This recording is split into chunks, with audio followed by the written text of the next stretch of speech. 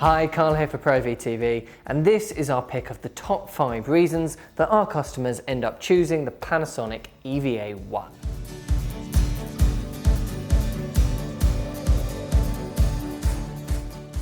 One thing that Panasonic were really clever about when they were designing the EVA-1 was making sure that they included some broadcast-ready codecs.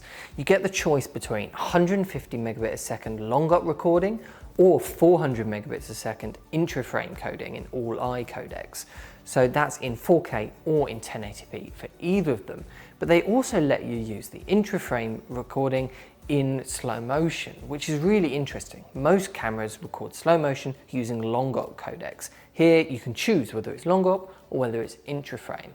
It's fantastic to see Panasonic giving those full broadcast-ready codecs into such a small cinema camera.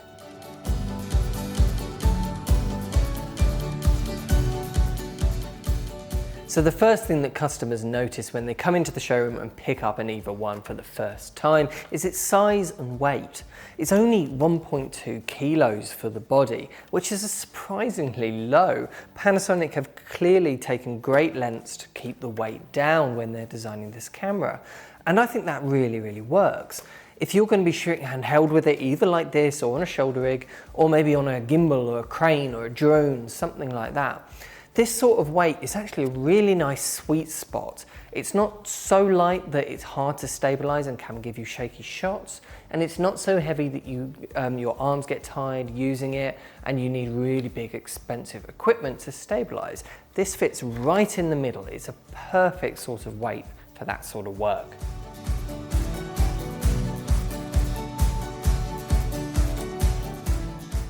In the same way that the best way of getting 1080p is to downsample from a 4K size sensor, the best way to get 4K is to downsample from a larger sensor, in this case a 5.7K one.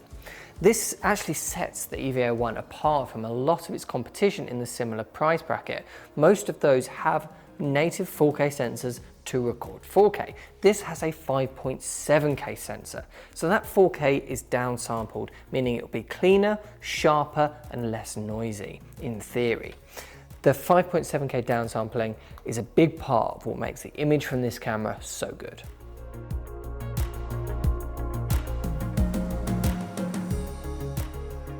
So just like on their VariCam lineup, Panasonic have given the EVA-1 a dual native ISO.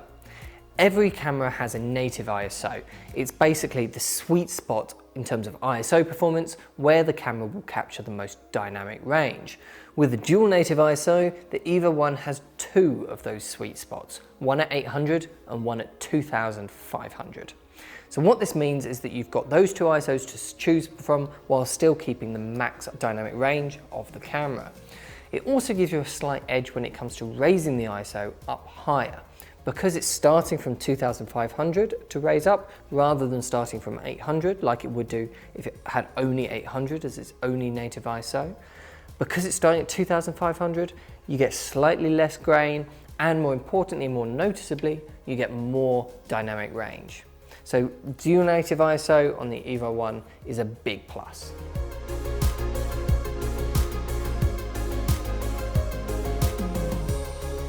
So with the latest firmware, Panasonic enabled RAW out of the SDI port. So this means with compatible monitor recorders from brands like Atmos or Convergent Design, you'll be able to record the RAW signal from the SDI port into Cinema DNG or ProRes or whatever your device lets you do.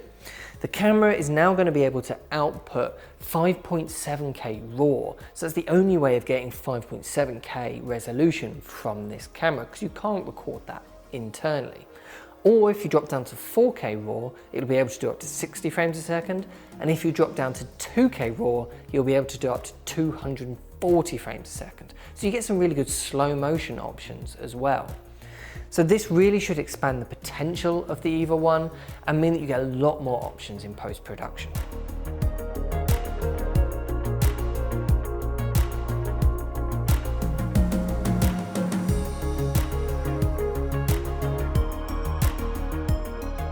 Okay, so that was our top 5 reasons that people end up choosing the Panasonic EVA-1.